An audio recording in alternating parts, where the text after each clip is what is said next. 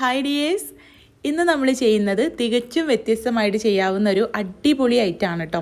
നമ്മൾ സദ്യയൊക്കെ കഴിച്ചു കഴിഞ്ഞാൽ പായസത്തിൻ്റെ മുകളിൽ പഴവും പപ്പടമൊക്കെ കൂട്ടിക്കുഴച്ച് നമ്മൾ കഴിക്കാറുണ്ടല്ലേ. അതൊക്കെ ഇഷ്ടപ്പെടുന്നവരാണ് നമ്മൾ മലയാളികൾ. അപ്പം അങ്ങനെയുള്ളവർ അത് കഴിക്കാൻ ഇഷ്ടപ്പെടുന്നവരാണെങ്കിൽ ഈ ഒരു ഐറ്റം നിങ്ങൾക്ക് നല്ലപോലെ ഇഷ്ടമാവും കേട്ടോ. അപ്പോൾ ഇത് ഞാൻ ഇൻസ്റ്റാഗ്രാമിലൊരു വീഡിയോ കണ്ടിട്ട് ട്രൈ ചെയ്ത് നോക്കിയതായിരുന്നു. ട്രൈ ചെയ്ത് നോക്കിയപ്പോൾ ഉദ്ദേശിച്ച പോലെയല്ല, നല്ല ടേസ്റ്റ് ഉണ്ടായിരുന്നു കേട്ടോ. അപ്പം നിങ്ങളിതിന് മുമ്പ് ട്രൈ ചെയ്തിട്ടുണ്ടെങ്കിൽ താഴെ ഒന്ന് കമൻ്റ് ഇടുക, ഇല്ലെങ്കിൽ ഒന്ന് ട്രൈ ചെയ്ത് നോക്കാം കേട്ടോ. അപ്പോൾ നമുക്ക് എങ്ങനെയാണ് ഇത് ഉണ്ടാക്കുന്നത് എന്നുള്ളത് നോക്കാം. അപ്പോൾ ഇതിലേക്ക് ഞാനിവിടെ 2 ചെറുപഴമാണ് കേട്ടോ എടുത്തിട്ടുള്ളത്. ഏത് പഴമായാലും കുഴപ്പമില്ല. ഞാനിവിടെ മൈസൂർ പഴമാണ് എടുത്തിട്ടുള്ളത്. കട്ട് ചെയ്തിട്ട് മിക്സിയുടെ ജാറിലേക്ക് ചേർത്തിട്ടുണ്ട്.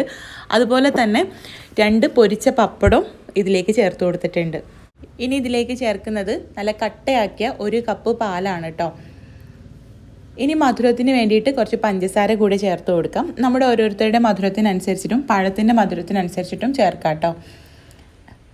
ഞാനിവിടെ 2 ടേബിൾ സ്പൂൺ പഞ്ചസാരയാണ് ഇതിലേക്ക് ചേർത്തത്. ഇനി ഇതിലേക്ക് 1 ഗ്ലാസ് പാലും കൂടെ ചേർത്തിട്ട് എല്ലാം കൂടെ നമുക്ക് നല്ല പോലെ ഒന്ന് അടിച്ചെടുക്കാം. മൊത്തത്തിൽ 2 ഗ്ലാസ് പാലാണ് കേട്ടോ എടുത്തിട്ടുള്ളത്. അപ്പോൾ എല്ലാം കൂടെ നല്ല പോലെ ഒന്ന് അടിച്ചെടുത്തിട്ടുണ്ട്. ഇനി ഗ്ലാസ്സിലേക്ക് മാറ്റാം. അപ്പോൾ ഇത്രയേ ഉള്ളൂ. പഴവും പപ്പടമൊക്കെ വെച്ച് വളരെ ടേസ്റ്റി ആയിട്ട് ചെയ്യാവുന്ന ഒരു ഷേക്ക് റെഡി ആയിട്ടുണ്ട്.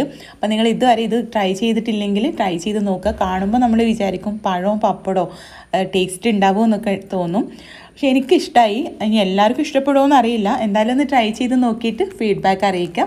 കൂടുതൽ വീഡിയോസിനായിട്ട് നമ്മുടെ ചാനലൊന്ന് സബ്സ്ക്രൈബ് ചെയ്യുക. അപ്പോൾ നമുക്ക് അടുത്ത നല്ലൊരു വീഡിയോ ആയിട്ട് കാണാം. താങ്ക്